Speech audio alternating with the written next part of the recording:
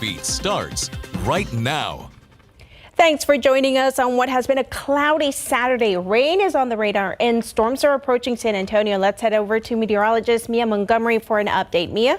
Yep, Patty, it's about to get a little noisy here in the Alamo City. We've got some strong storms approaching from the west. They are currently non-severe, but they are strong. We've seen some of that activity move across portions of the hill country, especially near the Bernie area. That's closing in on the 281 corridor and even pushing over into Canyon Lake. But I do want to focus on this thunderstorm that's now approaching the far western portion of Bexar County. This has the potential to produce some winds upwards of 40 miles per hour and even some pockets of small hail up to about a nickel in size. If that were the case, this area right here that I've outlined for you, that is where we could see some of that small hail be mixing in with the heavy rain just to the southeast of Medina Lake near Rio Medina, stretching up to the north. Also, if you're here in San Antonio and you take a look farther off to the west, you'll probably be able to see some of that lightning. I'll put the lightning counter on here. Over the past 30 minutes, we've seen about 91 total lightning strikes. 13 of those have been positive lightning strikes, which are the loud big boomers. So as this moves into Bexar County and parts of San Antonio, wouldn't be surprised if the pets get woken up and even the kids if they have already gone to bed. So we're going to continue to monitor this. Again, this is generally tracking eastward at about 30 miles per hour. So I'll put a storm track briefly on this. Here are some estimated times of arrivals. Near SeaWorld by about 10:10 to 10:11, Gray Forest by 10:16, even approaching Lackland City by about 10:20. So again, we'll keep eyes on this. We'll get you another check at the radar coming up in just a little bit, plus a cooler than average Sunday in store. All those details in just a bit, Patty. Thanks, Mia. Well, the rain didn't stop fiesta goers from dancing through the night. Tonight was day 2 of a Taste of New Orleans. The night team's Avery Everett and photojournalist Gavin Nesbitt take us behind the scenes of the fiesta staple. Well, I'm here to get all the culture, the Texanite spirit, the New Orleans spirit. There's so much culture and heritage and history with us and who we are. This is our 12th year out here doing Taste in New Orleans. What is that sort of connection to be able to merge your New Orleans side with your San Antonio side? You know, part of the reason we moved here so many years ago, I guess it was like 17 years ago we moved here, we came to visit some family and just fell in love with it. And so we set up shop and never looked back. We love it here, love it to death. Why are the beignets so good? Tell me. Because there's powdered sugar on them. Obviously. Yeah. There's so many different cultures represented here. It's cool. It's something that represents what's purely San Antonio. Shows off like so much different stuff. When you taste that crawfish over there with that crawfish ball in there, that's where you got to go. That's the main thing. The main thing right there. If you don't go there, you don't need to come here. This is actually our first year doing a Taste of New Orleans. So we're like the new kids on the block. This is going to be a crawfish boil. Comes with sausage, corn, and potatoes. Craig, I have a confession. I've never had crawfish before. Are you serious? Never. Oh, it's so good. It's so good. It's like upgraded shrimp. Upgraded shrimp. Baby lobster. Whoa. Those beignets look good, didn't they? Now, if you missed a Taste of New Orleans today, don't worry. It's happening again tomorrow from noon to 10 p.m. To find out ticket costs, head over to KSAT.com. Fiesta medals are all over town this time of the year. You know how to get them, but do you know where they come from? Or how the idea of Fiesta medals got their start? Medals get bigger and bigger. We've seen liquid in medals this year, a lot of dangles, a lot of spinning pieces. Coming up in KSAT Explains, we show you how thousands of these medals are made. It's basically a year-round process, plus the parades, the royalty, the history of Fiesta. It's truly San Antonio history, and it's KSAT Explains tonight at 10:30. And there's still a chance for you to enjoy a special party at the Battle of the Flowers and Flambeau. Scan one of these QR codes to buy tickets. They include assigned seating along the parade route, food, drinks, and the chance to hang out with some of the KSAT staff here. While you're at it, you can also sign up to be a KSAT insider to be the first to get access to special events like these in the future. There's also a Fiesta 2024 section on our website. That's where you can find information about medals, giveaways, Fiesta events, and parade routes. Just scan this QR code to go straight to that page. Safety and security. The San Antonio Central Library has seen an uptick in assaults. It's why the library's Board of Trustees okayed a trial period for SIPD officers to patrol the ground part-time. But KSAT reporter Daniela Ibarra talks to someone who says the police presence makes them feel unsafe. Inside the Central Library, the most powerful tools are words. While these activists read silently, they hope their message is being heard loud and clear. The library is special to us. This is a sacred space of learning and knowledge and not intimidation. Intimidation, Jade Pacheco says, some patrons feel with the presence of San Antonio police officers. We've spoken to multiple community members who actually avoided landing on the streets because they were able to access the resources here at the library. Now, many of them have expressed that they would not feel safe to do so if there were armed cops placed here. The library has security guards. Back in October, the library's Board of Trustees approved a pilot program to have uniformed officers patrol the library part-time. We've thought about this very carefully. At the Central Library, Assistant Director Kathy Donnellan says there's been an increase in violence. In 2023, there were 18 assaults. Where someone came in and put their hands, hit, or otherwise, assaulted either another patron or a staff member. Donnellan says the program would have a $70,000 price tag each year for the LGBT community, people of color, and the unhoused. Pacheco worries the emotional cost of the program could be even greater. There's support for ending this program, because a lot of these communities have experienced trauma at the hands of cops. With the power of words, Pacheco says the group will continue to push against the library's police presence. So we're going to keep fighting against this program and fight for alternatives that would address community needs better. Daniela Ibarra, KSAT 12 News. And we did reach out to the library spokesperson this afternoon for its statement on the protest. We haven't heard back yet.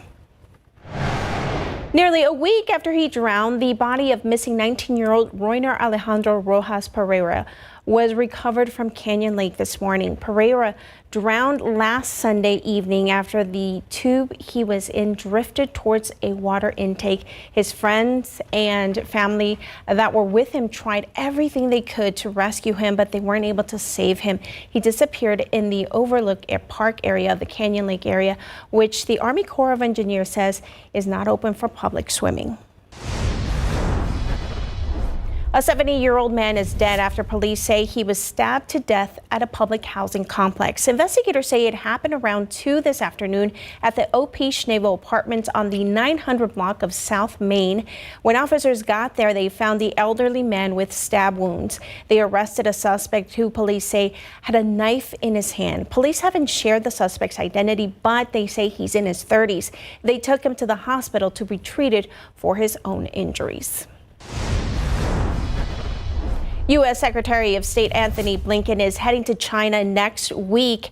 It's his second visit to Beijing as America's top diplomat, and it couldn't come at a more tense time globally. The U.S. is concerned about China's support for Russia during its invasion into Ukraine. North Korea and the future of Taiwan are also expected to be a massive talking point during Blinken's 2-day visit. Last year, he went to Beijing to stabilize relationships after the U.S. shot down a Chinese spy balloon detected over American military posts. The number of high school seniors applying for financial aid is down significantly this year. Only 37% of soon-to-be high school grads have submitted FAFSA info so far. That's down from 50% this time last year, according to the National College Attainment Network. Students must file that info in order to be eligible for federal grants, loans, and as well as financial aid from states and schools. The report also shows a decline in FAFSA submissions among students at lower income schools and schools with higher minority populations. And a reminder, May 1st is the deadline to file FAFSA information. And happening throughout the weekend, construction on 1604 and I-10 continues. Closures in that area started late last night and will reopen at 5 Monday morning. Head to our website for a full breakdown of closures and detours. All right, friends, want to get you another update on that strong, now severe thunderstorm that we've been monitoring as it moves into western Bexar County. We have a severe thunderstorm warning in place for central San Antonio. This does include places like Leon Valley, as well as Alamo Ranch, downtown, even near Schertz, depending on how this storm holds together. This severe thunderstorm warning is in effect until 11:15 p.m., starting to get pretty noisy out on the far west side. This storm is warned for the potential to see some wind gusts upwards of about 60 miles per hour and also some hail up to quarter size. Again, if we were to find that, it would be just west of 1604 near SeaWorld, here Stephen High School, Highway 151. Again, right near the Alamo Ranch area where we are seeing some of this pink and purple being detected by authority radar, Military Drive, Tally Road, Brennan High School. There is the potential to see some quarter size hail along with some gusty winds in this particular thunderstorm. I'm going to really briefly put a storm track on this for you.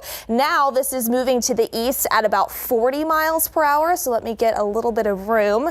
And we'll put a storm track on the far eastern edge of this and drag it eastward at about 40 miles per hour. So if this holds together, again, now this severe thunderstorm, these are some ETA times. So near Ingram Park Mall by about 10:15, this will be knocking on your front door. Westwood Village by about 10:18, Holmes High School by 10:18, same for John Jay. So again, now we do have a severe thunderstorm warning in place for this particular thunderstorm. This does include downtown San Antonio, the airport, Alamo Heights, Lackland Air Force Base, even off to the south near 410 and stretching into the eastern portion of Bexar County. So we're going to take a step aside, take a look outside with live cam and see if we can maybe spot some lightning strikes out in the distance as we start to see this storm move in from the west. This is a look over downtown, not seeing a ton of lightning here yet, but again, that severe storm is now moving into western Bexar County, and this will be tracking eastward through the central portion of San Antonio. We'll have another look at authority radar after the break. Welcome back, everyone. Want to get you the latest update now here. The severe thunderstorm that continues to work its way into Bexar County and San Antonio. Again, severe thunderstorm warning issued for a good chunk of the Alamo City running through 11:15 p.m. So once again, as we mentioned at the top of the newscast, getting a little loud, especially on the far west side as this progresses through San Antonio, including downtown. Some of the pets may be woken up, spooked a little bit, as well as the kids. So just want to prepare you for that. Again, this storm is warned for, yes, the potential to see a rogue wind gust upwards of 60 miles per hour. I was poking in at the winds during the commercial break. Upwards of about 40 miles per hour is what authority radar is estimating in spots, but really it's the potential for some quarter size hail. So once again, I want to get you the latest on where we could be seeing some of that quarter size hail mix in with the very heavy rainfall right now. To put this in perspective, this is 410 on the far west side. We've got Highway 151 near Stevens High School, where we are registering some of this purple color. That's where we could be seeing some of that quarter size hail. And what's really cool is we can zoom this down to even a street level, get you some street names. South Ellison Drive, as well as Aristocrat Street, even Bay Horse Drive, potentially a little bit of quarter size hail out that way. Lewisburg Drive, Dugas Drive, Cherry Laurel. So again, this is the far west side near the SeaWorld area, just south of Stevens High School near Marbuck Road, south of Military Drive outside of Loop 1604. Some of that quarter-size hail potentially even in between Northwest Vista as well as Warren High School. Here's Northern Hunt Lane there too. So again, quarter-size hail possible. This is tracking eastward at 40 miles per hour. So let's get you the latest storm track here, the latest estimated times of arrival for when we could see the leading edge of this strong thunderstorm move into your area. So we will, let's see if we can get this back out here. Close. There we go. All right, so the latest timing, estimated time of arrival for this strong storm.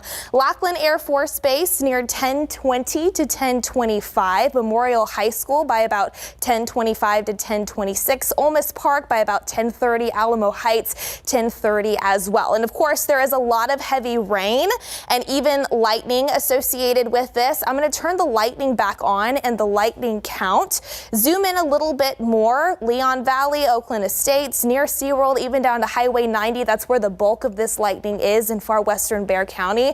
In the past 30 minutes, 88 lightning strikes. 20 of those have been positive lightning strikes, which are the really loud ones, the really big boomers that wake a lot of the pets as well as the kids up. Non-severe, but we do have some heavy rain that stretches down south of Highway 90, south of Castroville near Natalia there as well, west of I-35. Another little downpour approaching the Bernie area and some additional rain up into Comal County, west of I-35 there as well, moving through the Canyon Lake area. All right, I want to talk a little bit about where we're going in the future here. Again, this is the activity that we're going to be monitoring as it all works farther off to the southeast into the early morning hours of our Sunday. By 7 a.m. tomorrow, just a stray lingering shower possible. We're going to dry things out throughout the remainder of the weekend, but do know that tomorrow is going to be windy, wind gusts upwards of 30 to even 35 miles per hour possible.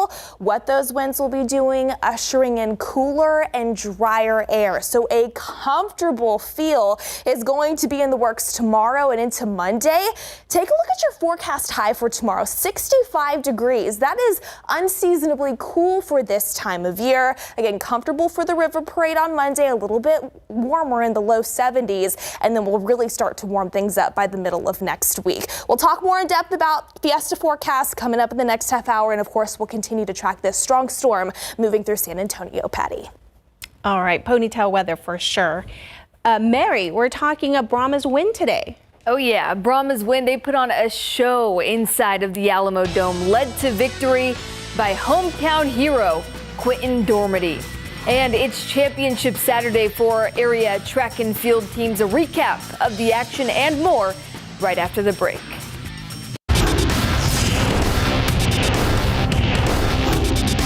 And I'll say something coming out of spring that maybe didn't show up quite as much in the spring game, but our edge pass rush is real. Trey Moore is a real pass rusher. Colin Simmons, we've really tried to address that position, and I think it's paying off for us and will pay off for us in the fall. Former UTSA star edge rusher Trey Moore drawing rave reviews from the Texas football coaching staff as the spring winds down in big board sports. We're on to week 4 of the UFL season. The San Antonio Brahmas welcome the Michigan Panthers to the Alamo City for a Fiesta showdown. The hometown stud Quentin Dormady out of Bernie, shining in his first start of the season. He hits Justin Smith 39 yards down the field. And John Levitt found the end zone 3 plays later for the Brahmas lead. San Antonio stretches its lead late in the first half. Dormady connects with Marquez Stevenson on a 4-yard TD pass. And this INT on 4th and 20 by Jordan Mosley sealed the deal. Brahmas win 19-9, now 3-1. Probably the most nervous I've been all season, just kind of knowing that there's a good chance that I wouldn't make it out. So I think like that whole race, I was kind of running with the adrenaline of just really wanting to make it. And so it ended up paying off, but it was close. Bernie champions Elizabeth Leachman says shorter distance events are out of her comfort zone, but today the gamble paid off. Leachman qualified for Class 5A state qualified for the state meet with a runner-up finish in the 800 and broke a Region 4 record in the 1600. Leachman also won gold in the 3200 yesterday. And the champion boys track and field team captured their third Class 5A Region 4 title in 4 years. Out in Seguin, Randolph's Taylor Nunez continuing to put on a show in the 3A 1A Region 4 finals. Nunez dominated the 3A 100 and 200 meter races. The junior looking to defend her title. She's an 8-time state champion. Lytle's Calissa Severe had a solid finish in the 3A 400 meter race for second place and a state qualifying time of 59.55. And taking the crown in the end was the Randolph girls, adding another regional title to the program's record books. Our Nick Mantis was there, and Nick, Taylor Nunez, so impressive. Yeah, Mary, it's kind of hard to describe exactly how dominant Taylor Nunez is when she takes the track. But to put it in perspective for you, before she went out and won the 100 and the 200, they announced that she already holds the meet record in both races. But when speaking with Taylor, that's the type of stuff that doesn't really matter to her. Worrying about records and things like that isn't always my goal. It's just going out there and just doing my best and just knowing that I've worked so hard to get here already and I have nothing to prove. I just have an amazing team around me that always just shows me support no matter what. And they're never, anything I do, they're always there for me and they're always happy for me. We're coming to get it, and I mean, we have proved ourselves, and you know, we're a challenge every time we get to the track, and everybody should know that. Don't get comfortable. Just know that everybody's coming to get us. We're the target. We have a target on our back. You know, the first year we won state, everybody was happy. The second year they respect us, and you know, this year everybody's after us and they want to come get us. So now Taylor and everybody else who qualified for state today will have a nice week off to relax before that first weekend in May for the state meet up in Austin. In Seguin, Nick Mantis. Mary, back to you.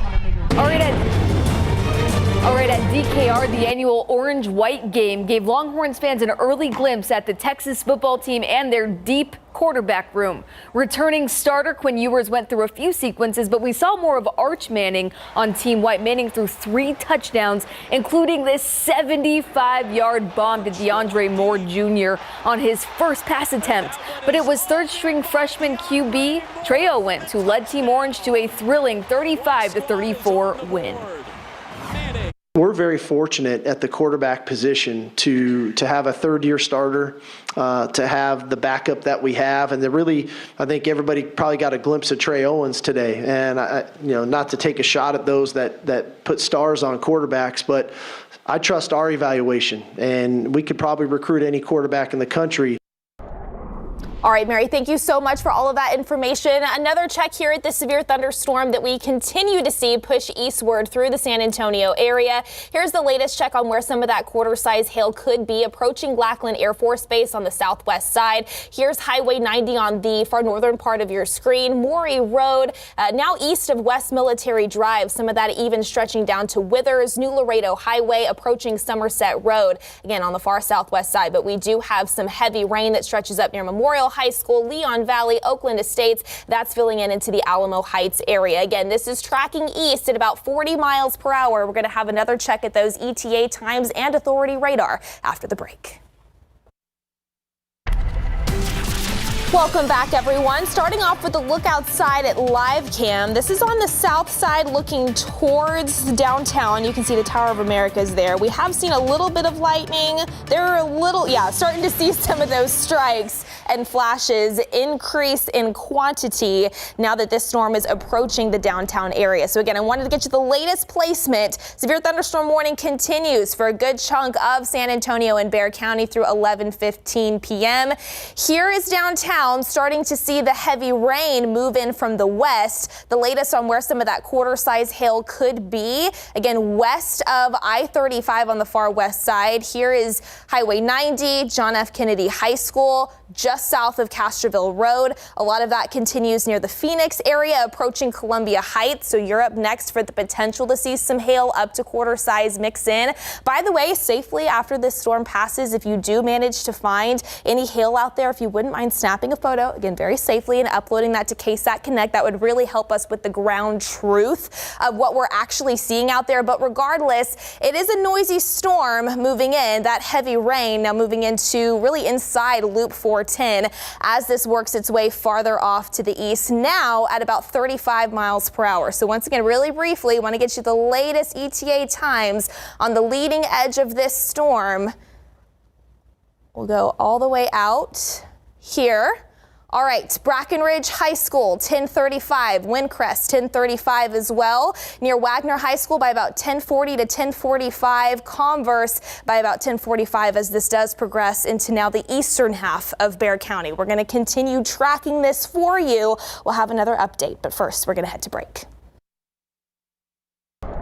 All right, welcome back. Still want to keep monitoring this strong storm, severe thunderstorm that we have moving through now the central portions of San Antonio. So by the way, heavy rain now approaching Windcrest, stretching down through Alamo Heights, Terrell Hills, downtown San Antonio, near Palo Alto College, Lackland Air Force Base, down the I-35 corridor on the far southwest side. Have seen an uptick in some of those lightning strikes. Just looking outside with live cam, I've once again put our lightning counter on.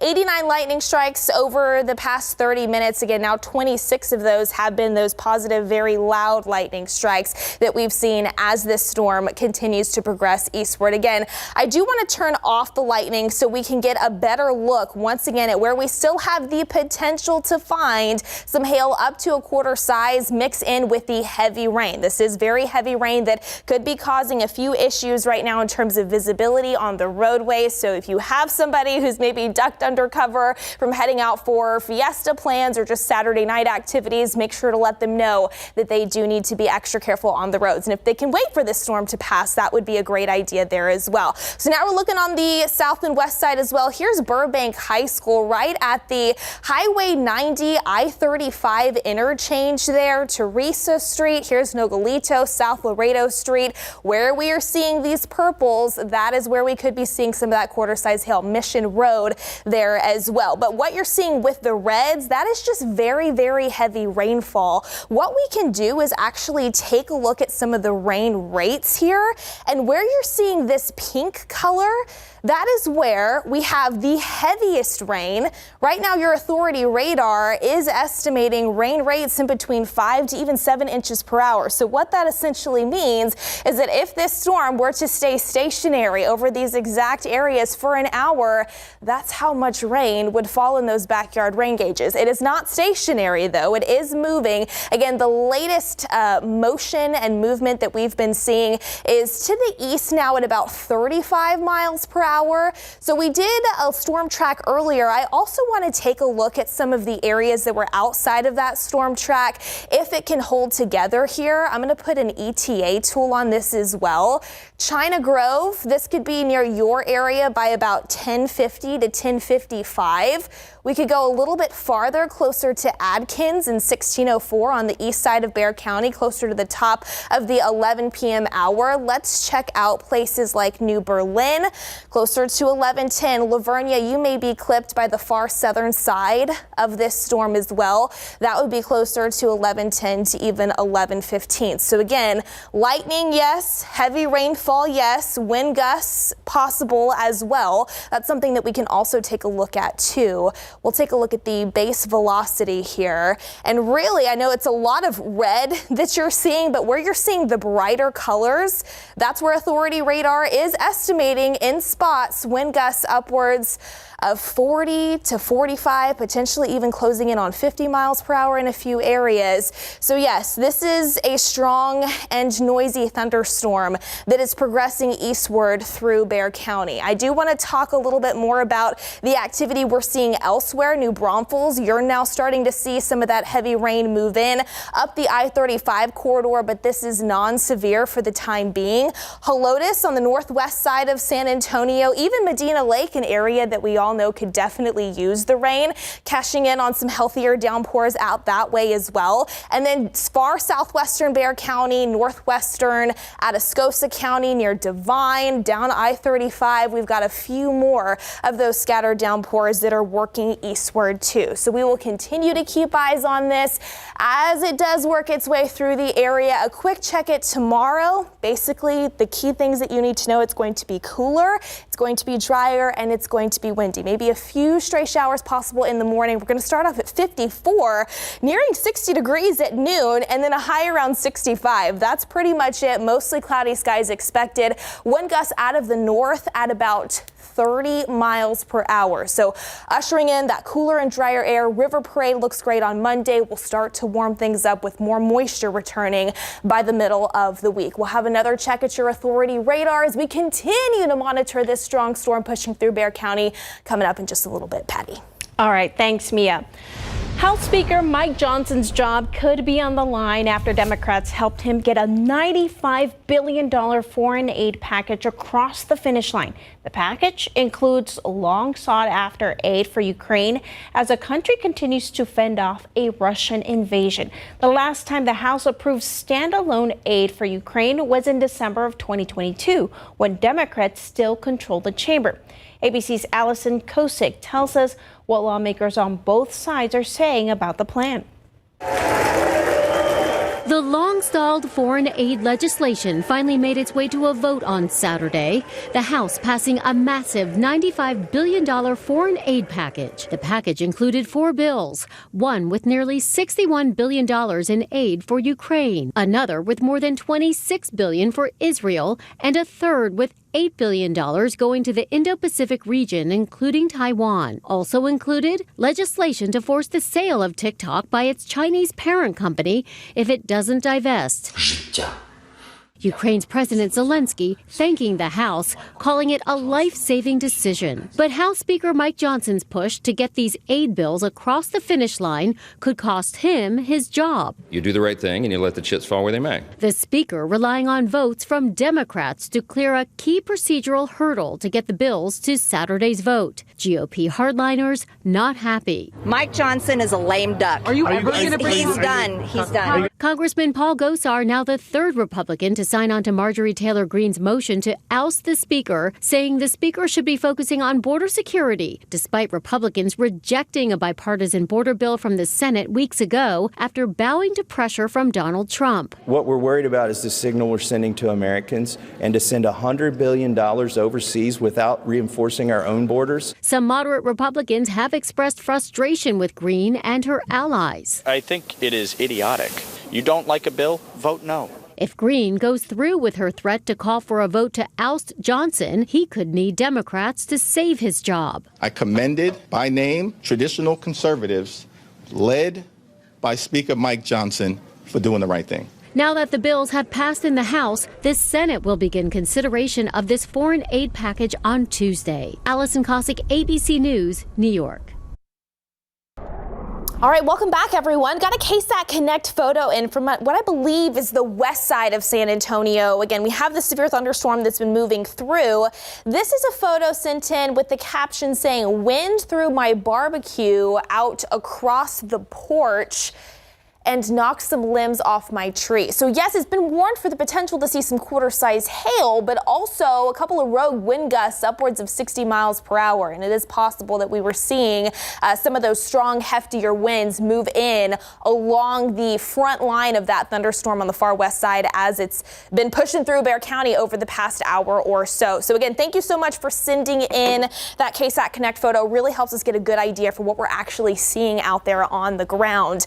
We do still have the severe thunderstorm warning in place. Central San Antonio and now far southeastern side of Bexar County. This does include the northern tip of Wilson County near Lavernia, just east of Elmendorf there. This continues until 11:15 p.m., but we've been watching trends here, and at least when it comes to the hail potential, it is coming down, at least looks to be coming down. We still do have a little bit of this purple color now right along I-37. This is close to Hot Wells Boulevard near the McCreeless area or just south of the McCreeless area. But as we zoom this in, Edge Avenue, Howerton Drive, Michael Avenue, Coral Avenue, again, this is all east of I-37. That's where we still could be seeing some of that hail mixed in with the heavy rain. Regardless, heavy rain continues along with some wind gusts at least upwards of 40 miles per hour within this storm. Downtown seeing the heavy rain now move out of the area, but some moderate to even light rain lingering just behind. China Grove, you're up next for the heavy rain to move in. Martinez, you're seeing that as well. That's going to continue to work southeast near Calaveras Lake, Lone Oak, Adkins. You are all up next depending on how all of this holds together. We've been talking about the rain rates. You can see this now stretches up the I-35 corridor, pretty much all tracking eastward at 35 miles per hour. What I do want to check really quickly is also the rainfall amounts that we have seen. Let me go ahead and take this polygon off very briefly to just see what backyard rain gauges have collected according to authority radar here. So near Lackland Air Force Base, close to 1/2 inch. Near John Jay High School, close to 3/10 inch. The SeaWorld area near 1/2 inch as well. San Jose about 6/10 inch, and even down to Palo Alto College, some amounts even higher than that. So we definitely could use the rain. And the good news is that even across portions of the hill country, while maybe not quite as much near Comfort as well as Kerrville, check this out. We're going to overlay the drought monitor on here. This is where we still have the worst drought. This is the latest update that was released on Thursday. Extreme drought for places like Kerrville, Comfort, Bernie, Bandera, even Medina. And at least we did see some rain out there today. Looks like, let's check this over here. The 12-hour rainfall totals. There we go, near Bernie. We'll go ahead and sample this as well. Upwards of about 1/2 inch to maybe even a few localized higher totals. So definitely need more, but at least it is something. So we're going to continue to keep eyes on this storm as it works eastward again through the overnight. We will continue to see this move out of our area, but by 7 a.m. tomorrow, a lingering stray shower or two certainly possible with the cloud cover. A few peaks of sunshine, we could find that into the afternoon hours, but again, it is going to be windy, so prepare yourself for a stout north-northeast wind gusting upwards of 25 to even 30 miles per hour at times. And then again, check out your temperatures. Just unheard of for this time of year. Mid-50s in the morning, a high around 65. And it is going to be pretty comfortable even into our Monday. But here's a look at those forecast highs across the area for tomorrow. Mid to upper 60s, potentially near 70 the farther west that you go. Low humidity for the River Parade on Monday. Maybe not as much confetti actually sticking to your skin compared to what we saw on Thursday for Fiesta. We will start to see more of the moisture work in by the middle of the week, warming things back up with a few isolated chances for rain. Patty. All right, thanks, Mia. And Mary's back here with some more updates. What's going on in sports? Well, San Antonio FC earned its first road win of the season. We'll show you the highlights right after the break, as well as update you on some scores from the first day of the NBA playoffs. San Antonio FC takes its 2-1-3 record to Connecticut for a matchup against Hartford Athletic, wasting no time on the attack. Lucas Silva bends it across from the corner of the box, where Muchop Chol put on the finishing touch in the 7th minute. Hartford tied the game in the 28th minute, but San Antonio would retake the lead in the 79th minute and never looked back, securing all 3 points with the 3-1 victory. All right, the first round of the NBA playoffs, Timberwolves took game 1 against the Suns, and the Nuggets, as you saw here on KSAT 12, held off the Lakers. In the East, Cleveland defeated the Magic for the 1-0 series lead, and the Knicks handled the 76ers. We'll be right back after the break.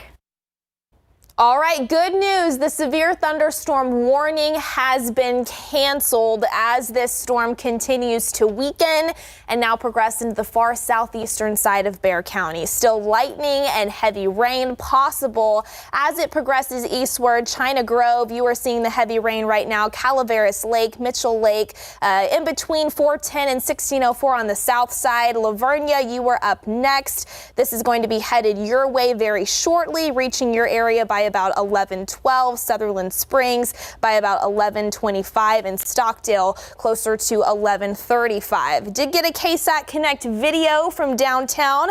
This is what the storm looked like as we saw the rain and the lightning move into central San Antonio. Again, this is now working out of the downtown area, out of southeastern Bexar County, but lightning and heavy rain possible. The severe thunderstorm warning has been canceled. Windy and cooler tomorrow and a drier into the weekend, Patty. All right, thanks, Mia. That was an exciting hour, right? That's all the time we have for right now. Thanks for watching. Be sure to catch Good Morning San Antonio tomorrow starting at 6. Have a great night.